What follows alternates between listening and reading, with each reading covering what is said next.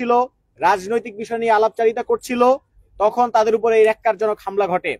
এটি আইন শৃঙ্খলা পরিস্থিতির যে অবনতি এবং সেটিকে ইঙ্গিত করে। আমরা এই বিষয়ে দ্রুত পদক্ষেপ গ্রহণ করার জন্য এবং আইন শৃঙ্খলার মোতাবেক আইনানুগ ব্যবস্থা গ্রহণ করার জন্য আমরা আজকে আমাদের অফিস যে থানার অধীন রমনা থানা সেখানে এসেছি এবং আমরা এই হামলার পরিপ্রেক্ষিতে একটি এজাহার দায়ের করেছি। এই এজাহার সম্পর্কে আইনি দিকটি নিয়ে বলবেন আমাদের জাতীয় নাগরিক পার্টি এনসিপির যুগ্ম সদস্য সচিব অ্যাডভোকেট হুমায়রা নূর, তিনি এই এজাহার আইনি দিকটি নিয়ে বলবেন। আসসালামু আলাইকুম সবাই।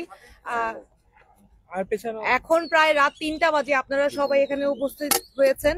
আমাদের সাথে আমাদের আহত ভাই সম্রাট ভাই আছেন। এছাড়া উনার সাথে উপস্থিত ছিলেন আমাদের দলের আরো 20-25 জন কর্মী, আমাদের সদস্য সচিব আক্তার হোসেন ভাই সহ। উনারা যখন দলের কার্যক্রম শেষে নিচে এসে উপস্থিত হন, তখনই একটি সাদা রঙের প্রাইভেট কার এসে ওই গাড়ির থেকে একটি ককটেল বিস্ফোরণ ঘটায় এবং সাথে সাথে ওইখানে জনমনে ভীতির সৃষ্টি করে না শুধু, আমাদের 6 জন ভাই আহত হন।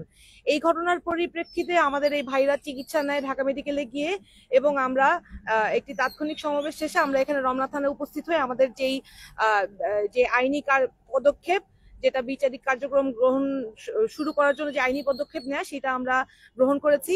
আমরা মামলার সুষ্ঠু তদন্ত সাপেক্ষে 24 ঘন্টার মধ্যে আমরা দাবি করছি যেন আসামিদেরকে গ্রেফতার করে এই আইনি প্রক্রিয়া চালু করা হয় এবং আমরা ঘটনার সুষ্ঠু তদন্তের সাপেক্ষে যা যা সহযোগিতা প্রয়োজন আশা করছি সেটা আমাদের দলের সবাই তো করবেই, সাধারণ জনগণ এবং পুলিশের থেকে আমরা সর্বাত্মক সহযোগিতা পাবো বলেই আমরা আশা রাখি। ধন্যবাদ। কেউ বাদী হয়েছে কিনা এবং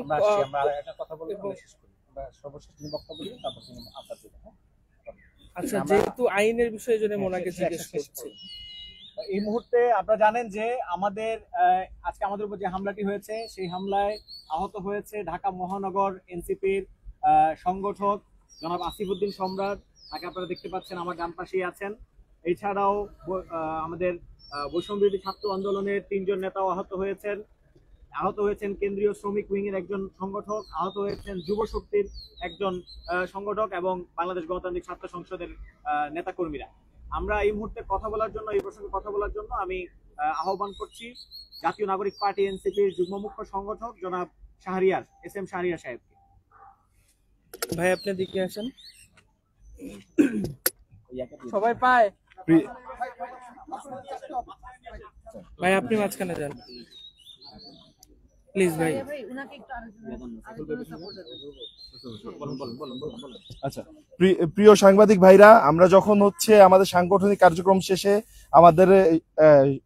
আমাদের সংগ্রামী সদস্য সচিব আক্তার হোসেন সহ আমাদের মহানগর আরো নেতৃবৃন্দ ছিল এবং আমি সহ আমাদের মহানগর সানাউল্লাহ ভাই সহ আমরা যখন ছিলাম, ওই মুহূর্তেই বাংলা মোটর মোড়ে একটি গাড়ি থেকে যে ককটেলটি বিস্ফোরণ করা হয় এবং আপনারা জানেন যে গতকালকেও বাংলা মোটরে এনসিপির কেন্দ্রীয় কার্যালয়ের নিচে আরো একটি ককটেলের বিস্ফোরণ ঘটানো হয়েছিল। অর্থাৎ আমাদের যে নতুন দলের নিবন্ধন প্রক্রিয়া এবং এই নিবন্ধন প্রক্রিয়ায় সাধারণ মানুষের যে অংশগ্রহণ এবং স্বতঃস্ফূর্ত অংশগ্রহণ, সেই অংশগ্রহণকে বাধাগ্রস্ত করার জন্য, সাধারণ মানুষকে ভয় দেখানোর জন্য এবং স্পষ্টত আমাদের কেন্দ্রীয় নেতৃবৃন্দের উপর হত্যা চেষ্টার উদ্দেশ্যে এই হামলাটি করা হয়। এবং আপনি দেখতে পাচ্ছেন আমার সাথে যে আমাদের ঢাকা মহানগর দক্ষিণের যে সংগঠক আসিফউদ্দিন সম্রাট রয়েছে, সে মারাত্মকভাবে আহত হয় এবং তার পাশেই ককটেলটি বিস্ফোরণ ঘটে এবং তাকে নিয়ে আমরা তৎক্ষণাৎ ঢাকা মেডিকেল কলেজে নিয়ে যাই। ঢাকা মেডিকেল কলেজে তার প্রাথমিক চিকিৎসা দেওয়া হয় এবং প্রাথমিক চিকিৎসা শেষে তাকে অনেকগুলো পরীক্ষা দেওয়া হয়েছে। কিছু পরীক্ষা আমরা আজকে রাতে করেছি এবং কিছু পরীক্ষা আগামীকালকে সকালে হবে এবং সেই পরীক্ষার যে ফলাফল তার উপর ভিত্তি করে ভবিষ্যতে চিকিৎসকরা সিদ্ধান্ত দিবে তার চিকিৎসা প্রক্রিয়াটি কিরকম হবে।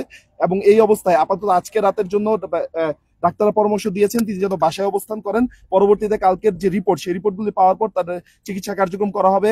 এবং আপনাদের মাধ্যমে দেশের মানুষকে আমরা বলে দিতে চাই, এই যে আমাদের উপর আমরা যে নতুন বাংলাদেশের যে নতুন রাজনীতি বন্দোবস্ত এবং নতুন যে রাজনীতি শুরু করতে যাচ্ছি, এর উপর যে হামলা, এটি আসলে প্রকৃতপক্ষে আমরা জুলাই গণঅভ্যুত্থানের মধ্য দিয়ে যে নতুন বাংলাদেশের স্বপ্ন দেখাচ্ছি সেটিকে রুদ্ধ করে দেওয়ার চেষ্টা।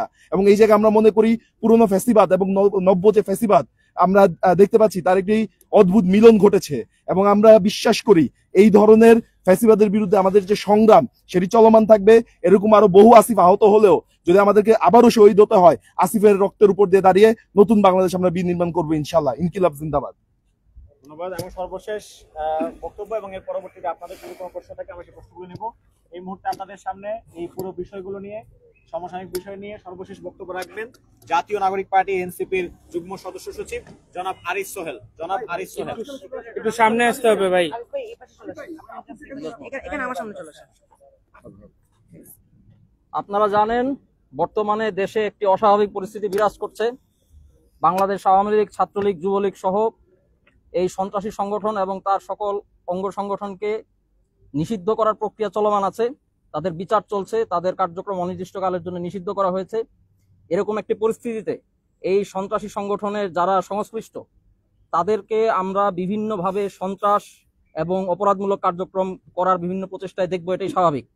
কিন্তু সেদিক থেকে অন্তর্বর্তীকালীন সরকারকে আমরা কোনো পদক্ষেপ নিতে দেখি নাই।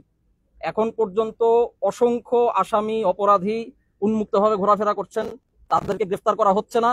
এবং বরং এই গাফিলতি থাকা সত্ত্বেও আমরা বারবার দেখেছি অন্তর্বর্তীকালীন সরকার মাঝে মাঝেই তাদের বিভিন্ন বক্তব্যে তারা কাগুজে ভাষায় হুঙ্কার দিচ্ছেন। এই ধরনের অর্থহীন কাজকর্ম করার ফলাফল হচ্ছে আজকে জাতীয় নাগরিক পার্টির অফিসে এই ককটেল বোমা বিস্ফোরণ, ককটেল হামলা। এবং এর মাধ্যমে যেটা বোঝা যাচ্ছে, যারা জুলাইয়ে প্রথম সারিতে থেকে আন্দোলন করেছেন আমাদের আক্তার ভাইয়ের মতো, তাদের জীবনের নিরাপত্তাও কিন্তু অন্তর্বর্তীকালীন সরকার তারা দিতে ব্যর্থ হচ্ছেন তাদের ইনএফিসিয়েন্সি, তাদের অদক্ষতার কারণে। এবং তারা বর্তমানে যে ট্রানজিশনাল পরিস্থিতি চলছে এটাকে তারা গুরুত্বের সাথে নিচ্ছেন না। যারা সামনে থেকে গণঅভ্যুত্থানের নেতৃত্ব দিয়েছেন, আমরা বারবার বলে এসেছি, যদি এই সরকারের কোনো প্রকার দুর্বলতা থেকে থাকে, যদি এই সরকারের সামর্থ্যে কোনো ঘাটতি থেকে থাকে, তারা আমাদেরকে বলুক। তারা দেশের জনতা তাদেরকে